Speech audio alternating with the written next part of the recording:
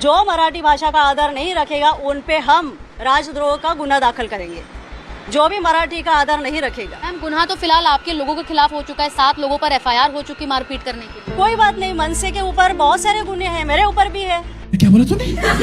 बात नहीं, मनसे के ऊपर बहुत सारे गुने हैं, मेरे ऊपर भी है।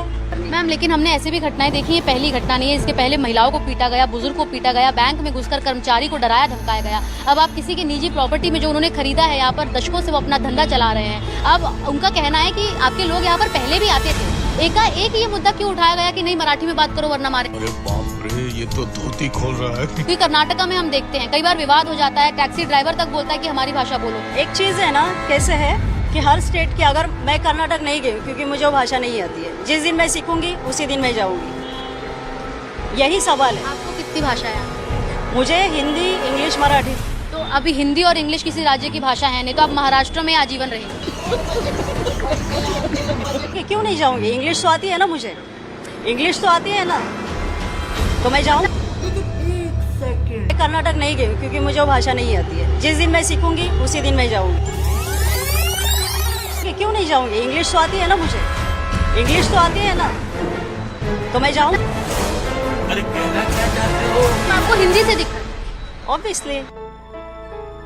अभी जो है महाराष्ट्र में हिंदी भाषा को लेकर के जो हम मराठी भाषी लोग हैं काफी विरोध कर रहे हैं कि अगर आपको महाराष्ट्र में रहना है आपको मराठी बोलना पड़ेगा, और मतलब बोलना ही पड़ेगा।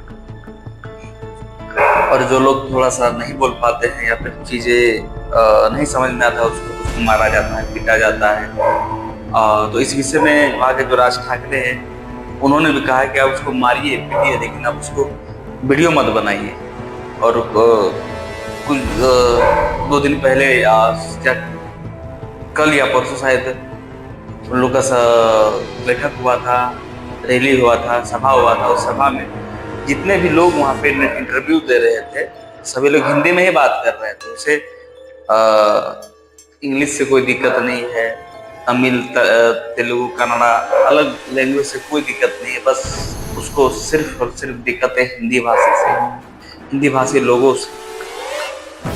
तो मैं ये कहना चाहूँगा कि देखिए, कोई भी भाषा होता है ये सब अच्छे है, कोई भाषा बुरा नहीं होता, लेकिन आप अपनी भाषा को किसी के ऊपर जबरदस्ती थोपिएगा कि नहीं आपको बोलना ही पड़ेगा, तो कहीं ना कहीं आप उस भाषा की जो गुण है, गुणवत्ता है, उसको आप खराब कर रहे हैं। क्योंकि कोई भी भाषा इतनी खराब नहीं है, उसे नहीं बोला जा सकता, लेकिन हाँ इंसान को अच्छा लगे तब आप जबरदस्ती बोलिएगा कि आप बिहार में आए तो भोजपुरी बोलना पड़ेगा, आप कहीं पर भी जाएंगे तो उसका रीजनल लैंग्वेज बोलना पड़ेगा। तो ऐसा नहीं होता है। आप कहीं पर भी आप जाते हैं तो वहाँ की भाषा में भाषा को बोलने का प्रयास कर सकते हैं, सीखने का प्रयास कर सकते हैं, लेकिन आप जबरदस्ती किस पे थोपिएगा कि कुछ दिन पहले तमिलनाडु में प्रोटेस्ट हो रहा था कि आपको तमिल बोलना ही पड़ेगा, कन्नड़ा में हो रहा है कि कन्नड़ा बोलना ही पड़ेगा।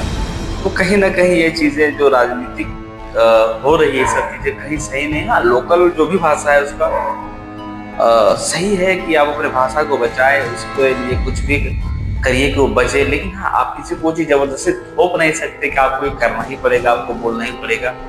तो कहीं ना कहीं ये चीजें जहाँ तक है गलत है, और हम यही कहेंगे कि हर एक लोग का अपना जो भाषा होता है, मातृभाषा होता है, उस चीज का जो भी है आदर, इज्जत, मान सम्मान करे, और दूसरे का भाषा का भी मान सम्मान करे। ऐसा नहीं कि आप अपनी भाषा को जबरदस्ती थोपिए।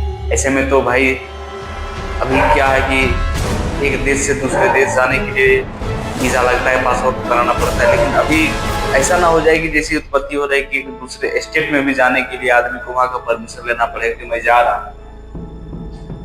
अगर जाएगा भी तो वहाँ सीखे टूरिस्ट भी नहीं जा सकते, ऑटो वाला नहीं दे रहा है, होटल वाला खाना नहीं दे रहा, लॉज वाला रूम नहीं देगा, तो कहीं ना कहीं चीजें बड़ी अचंभित सी लगती है। तो आज इस विषय में आप कुछ है बातें हैं तो आप कमेंट बॉक्स में कमेंट करिए। आगे धन्यवाद।